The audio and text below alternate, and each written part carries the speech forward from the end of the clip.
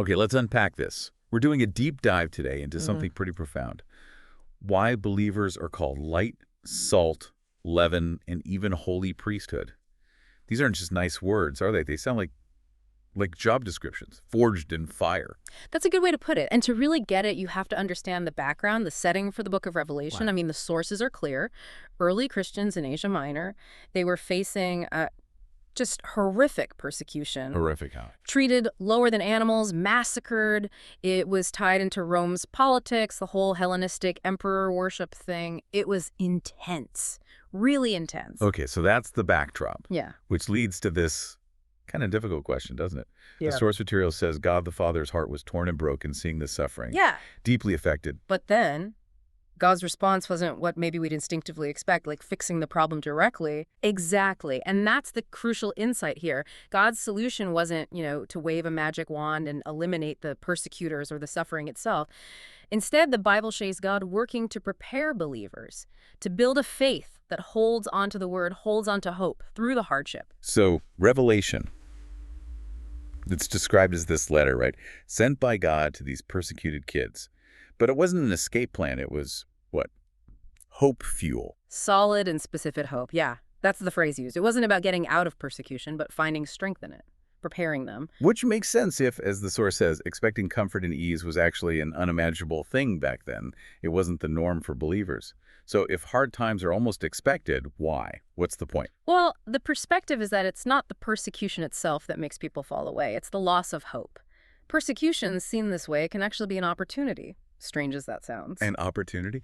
To become purer, holier. It forces you to let go of things that don't really matter. It strengthens your core convictions. There's even this comparison made to independence fighters, people who, even under torture, their resolve just got stronger. Because they held on to that hope, that vision of the future. Precisely. Persecution can't crush a heart that's truly anchored in that kind of hope. Okay, so connect this back to those four terms. Light, salt, leaven, holy priesthood.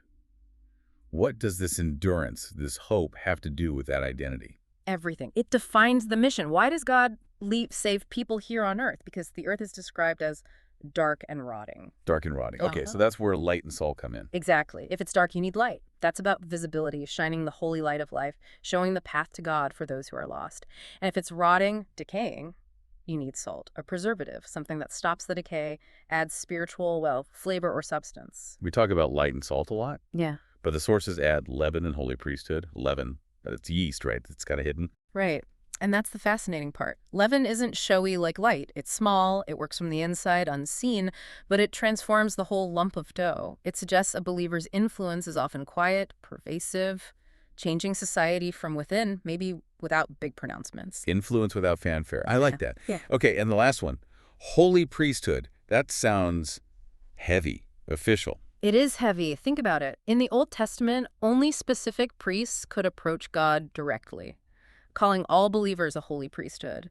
That means everyone has that direct access. And the mission involves spiritual sacrifice. Sacrifice how? Offering your life, your actions, your whole way of being as a testimony.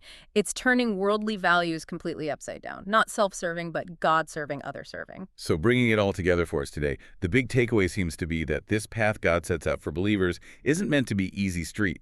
It's fundamentally opposite to the world's way. Chasing comfort, prosperity on this earth isn't the main goal. Right. It's not about avoiding hard situations, but about facing them, overcoming them, armed with that hope from God's promise. Confrontation, not comfort. Like those fighters, the trials are meant to strengthen, not destroy, if you're holding on to the right hope.